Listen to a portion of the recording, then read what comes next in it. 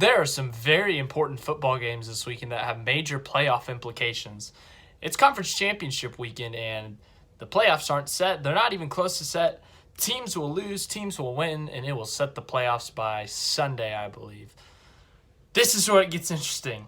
All right, we got a lot of different situations that could happen. We'll talk about those. We'll talk about the games themselves. But first of all, we got Utah, Georgia, Oklahoma, and that's about it competing for that last spot. The scenarios that are likely, if Georgia wins, they're in no matter what. LSU would most likely still be in even with a loss, a close loss at least. If they get blown out, they're done. Ohio State is in win or loss unless they get blown out. Clemson could drop out with a loss to Virginia. I would assume they would. Baylor and OU and Utah, that's the big question mark. If Utah and OU win, does OU jump Utah? OU has the better resume, but Utah's been ahead of them for so long now. They have the same record. OU just has a better resume, but Utah just hasn't beaten anyone, but they have done what they're supposed to do to all the teams that they have played, however. Baylor, if they win, they will have avenged their only loss and beaten every team on their schedule, including a top 10 Oklahoma team. Would they jump over to Utah, assuming Georgia loses? So we're going to talk about that, the situations, predictions, and all that stuff. So what I believe, Lee Corso, we thought he was crazy at the beginning of the year when he said Utah was going to make the playoff. That is a high possibility now. Now, with the OU-Utah situation, let's say they both win by a touchdown. I could see OU jumping them, and I think they should. I think OU just has a better resume. They've beaten more quality opponents. Their losses are pretty much equal on the road to an 8-4 team. So their losses are pretty much equal, Utah and OU's losses. But their wins is the difference, and OU has way better wins. Utah has blown away the team. I think they only have one non-double-digit win, and that was at Washington. Other than that, they've blown out teams they're supposed to blow out, which is good. They killed Colorado. They've killed Arizona. They've killed Arizona State. They've beaten up all their FCS opponents or their non-conference opponents. So they've done what they've needed to do. Oklahoma, they've had their moments. They had that slip up against Kansas State, that loss. They had a terrible first half against Baylor. They were able to rally back from a 28-3 deficit to beat Baylor on the road and win that game. We'll talk about that more later. And then obviously they've had a close game with Texas, and Texas kind of fell off. They did what they needed to do against Texas Tech, UCLA, South Dakota. So they've had some games where they did what they were supposed to do, but they've also had a couple close ones. Like the TCU and Iowa State game that could have gone the wrong way and eliminated them from the playoff contention. So if you look at it from that way, I could see them jumping OU over, but they've kept Utah ahead so long, it would just almost seem wrong for them to jump OU over Utah after keeping OU behind Utah for so long with the same record to wait until the conference championship. Oklahoma's playing a more quality opponent, I would say, in the conference championship, so that could definitely be a reason why, but who knows. It'll be fun to see, but they got to win their games first, and we're going to talk about those. So tonight, in my clock's off, 2.5, 3 hours, Utah plays Oregon.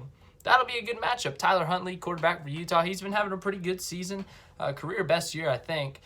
He's been having a really good year. Utah's been having a really good year. As I said, they haven't really played anyone. Oregon's one loss, they have two losses, I'm sorry. They had lost to Auburn at the beginning of the season due to a close loss to Auburn. We'll say it like that. Let's not get controversial. And then they had an ugly loss at Arizona State. Other than that, they've had a good year. This is an interesting matchup. Jeez. I was leaning towards Oregon, but I think Utah gets it done. I think they got enough. I think they get it done. Typical Pac-12 game. I think they win it 24-17. But yeah, Utah wins to make it more complicated. Baylor, Oklahoma, Big 12 championship. Baylor's had an outstanding year. They've beaten all the teams they are supposed to beat. Their only loss coming at home to Oklahoma. They had a 28-3 lead in that game, and they ended up losing to Oklahoma late.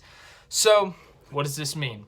All right, we talked about the playoff implications, but this game, Oklahoma last year when they won the Big 12, you remember the first time they played Texas, they were getting blown out. It was like 45-24 with 7.5 minutes left. They came back, made it a close game, and they lost. This year, they did that to Baylor. They had a really close. They were getting blown out early. They came back, and this time they won. And if you remember in the Big 12 championship last year, it's hard to beat a good team twice. Don't get me wrong, but they went and they beat Texas. They beat them up pretty good late in the game, and yeah, Oklahoma did that. I'm not saying Oklahoma's gonna kill Baylor. I don't think they will, but I think Oklahoma gets a 10-point victory over the Baylor Bears. I think Baylor puts up a good fight. Don't get me wrong, but Jalen Hurts, Oklahoma, Lincoln Riley, they've been here too many times. They know this just far too well. I think they get it done. I think they win this bad boy 38-28. I don't like if Baylor gets it really far ahead again. I think they close it this time. I don't think they change anything. They keep pounding it, but I don't see that happening. I think Oklahoma wins this game, just kind of like a hey, that wasn't a fluke. Our comeback was not a fluke. They kind of they make their point. Crucial matchup here. Non-playoff implication, but BCS, or not BCS, New Year's Six stuff. If Memphis wins, they probably go to a New Year's Six or Boise State. We'll go with Memphis, I guess.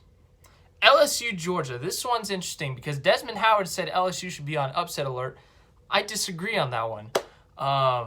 If you look at Georgia, Georgia's had a meh year. They lost at home to South Carolina. Like that's a stupid loss. That's a big stupid loss. Jake Fromm hasn't been having an just whoa year. He's not having a terrible year. He's just having a year. I don't know how else to say it. Nothing too crazy. DeAndre Swift's having a good year, but coming into this game, he is a little bit banged up, according to head coach Kirby Smart. What's his name? I don't know his first name, but Pickens, one of the top receivers for Georgia, is out the first half of the game due to a suspension because he fought a guy in the Georgia Tech game. George Pickens is suspended the first half. That will be crucial. And then LSU, we know them. Joe Burrow, likely Heisman winner. Clyde Edwards-Helaire. And then you got two of the best receivers in the country with Chase and Jefferson. I don't want to predict a blowout, but it just seems like everything's going against Georgia right now. They got a banged-up running back. One of their top receivers is out. They got a pretty quality defense. They have a much better defense than LSU, which gives me a little bit of hope in them. They got a really good defense, but I just don't think their offense can keep up with LSU's offense because you got Joe Burrow, an amazing quarterback, throwing it to some of the best receivers in the country. And then when you start to prepare for more passing and stuff, you drop more guys back. They're going to run it down your throat with Clyde Edwards-Helaire. He's having a great season. I mean, seriously, go back and watch the freaking Alabama highlights. I was watching those the other day. That was impressive stuff. But Georgia, listen to this. They played Georgia Tech. Georgia Tech was 3-9. They scored 52. But Texas A&M, they scored 19. Auburn, they scored 21. Missouri, 27. Florida, 24. Kentucky, 21. South Carolina, 17. I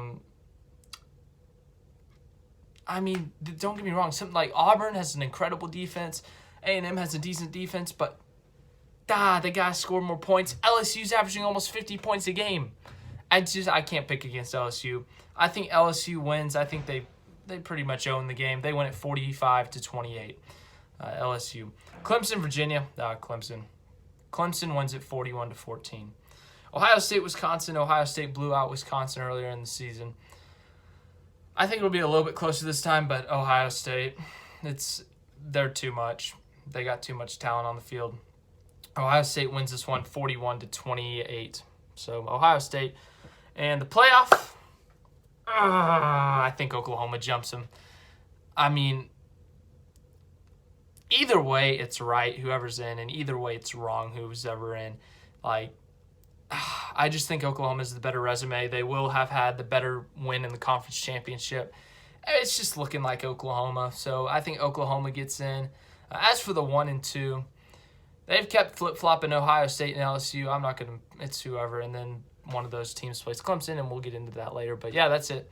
Conference championship. This video went a little bit longer than I wanted it to be, but, we got to talk some football. So tell me who you think is going to win the conference chips in the comments. If you think Baylor can go out and win this sucker in the Big 12, if Oregon can end Utah's hopes, if Georgia can stun LSU and get 2 SEC teams potentially in the playoffs, if UVA can end Clemson's hopes, or if Wisconsin could shock Ohio State and maybe try to make a case for a 2-loss team in the playoff. So it'll be interesting to see what happens. All these games are tomorrow, except for Utah-Oregon. That is tonight, very soon. So you need to go watch that. After this, you got to go watch that game. But yeah, it'll be a fun one. I look forward to watching them. And then Sunday, we'll do our reactions, I think. I'm planning on that right now. But check my Twitter for updates. Like, subscribe, share.